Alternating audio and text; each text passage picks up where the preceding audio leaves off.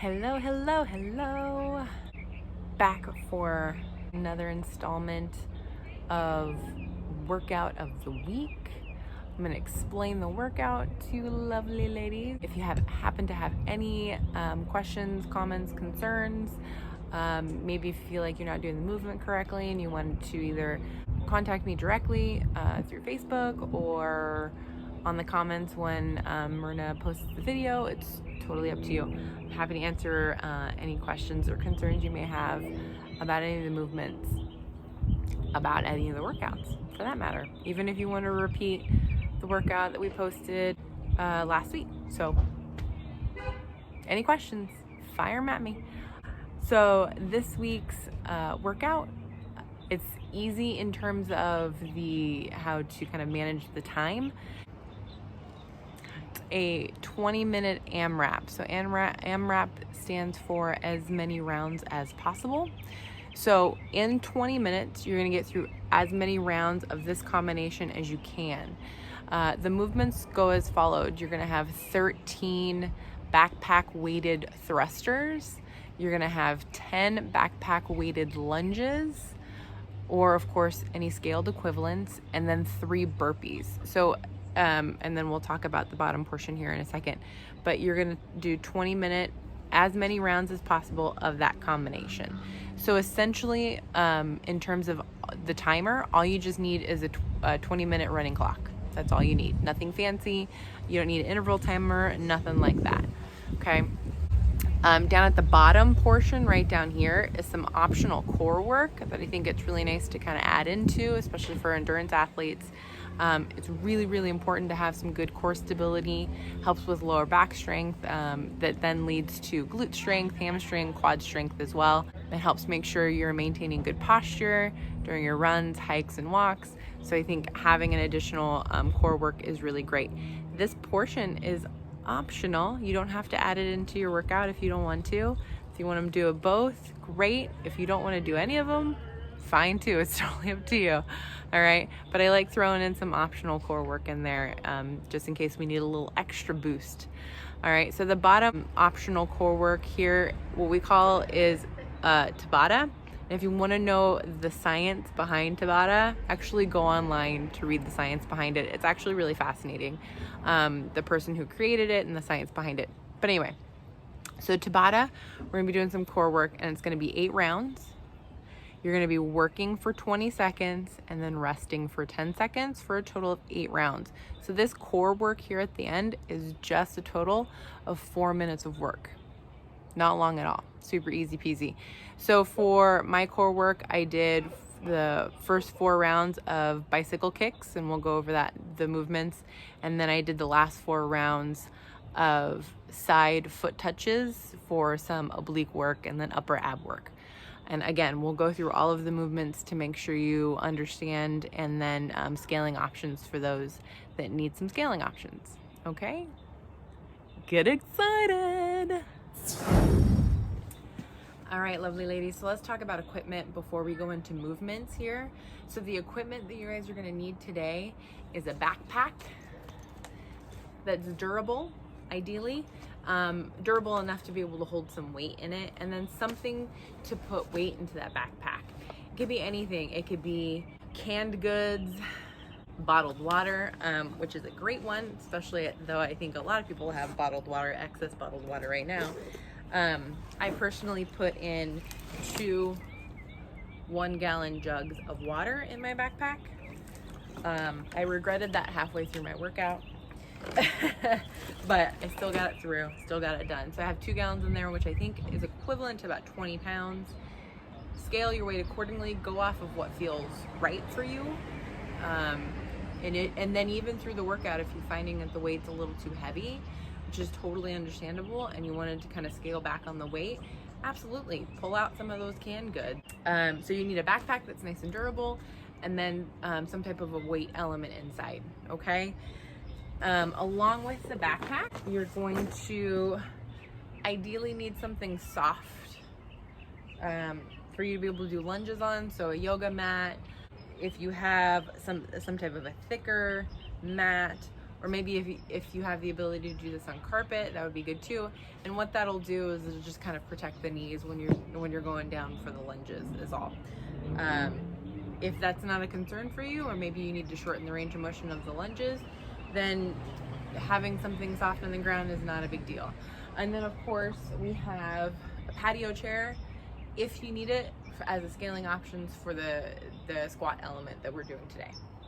Okay, so that's it, super easy, nothing fancy with equipment, just ideally stuff you should be able to have around the house. So we're gonna go over the movements. I talked about earlier what kind of equipment you need. You don't need a whole lot today.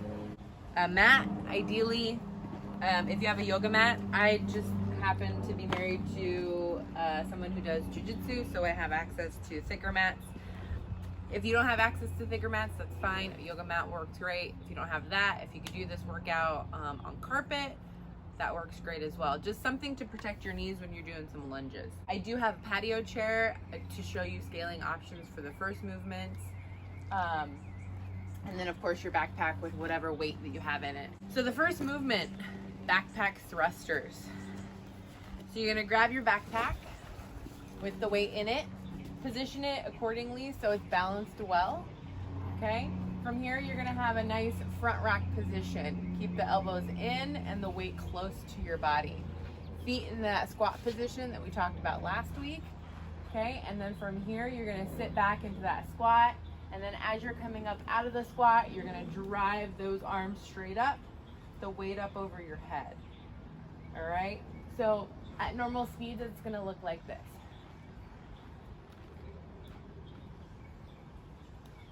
Okay, and using that momentum coming up out of your squat to be able to get that weight, in our case, the backpack over your head. Scaling options is similar to what we did last week. Use the patio chair if you need to for some extra support into that squat position.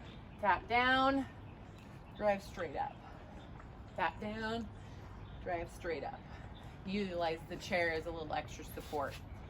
All right, so from the backpack thrusters, we're gonna throw that backpack onto our back,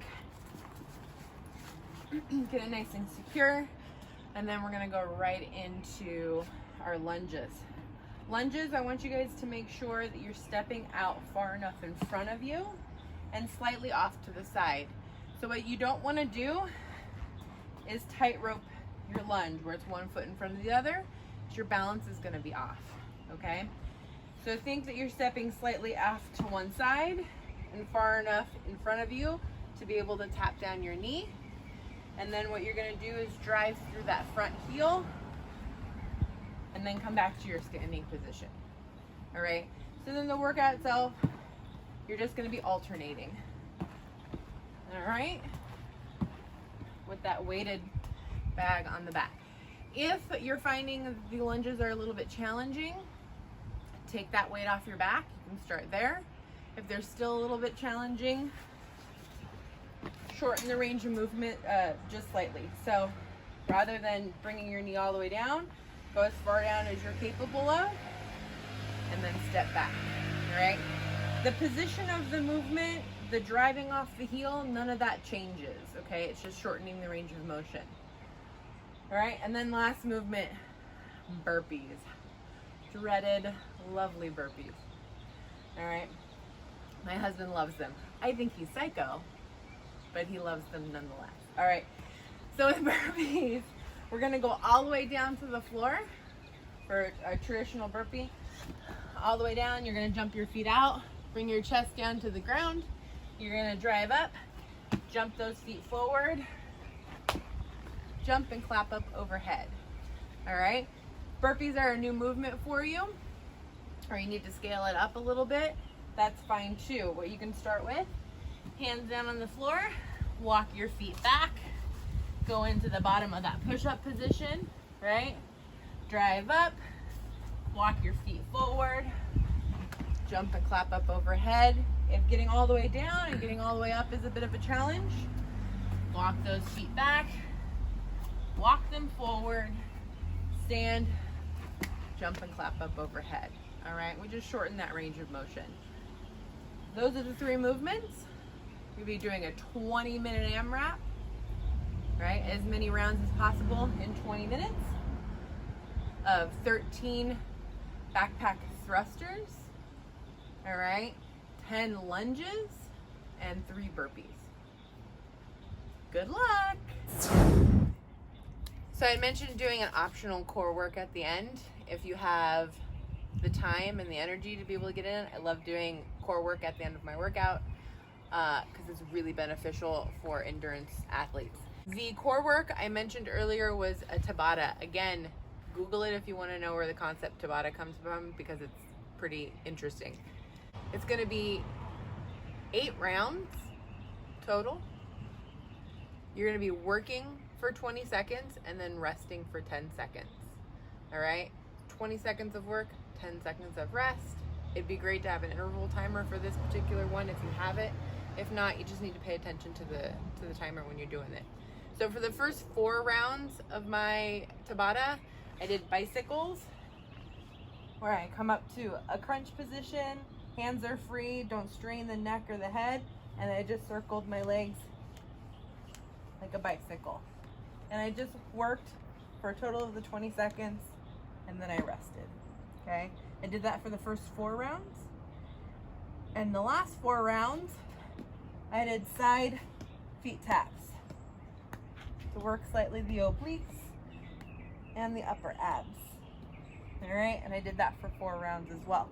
With those, you can adjust accordingly what kind of ab work you want to get into, regular sit-ups, crunches, whatever kind of method works for you. Have fun!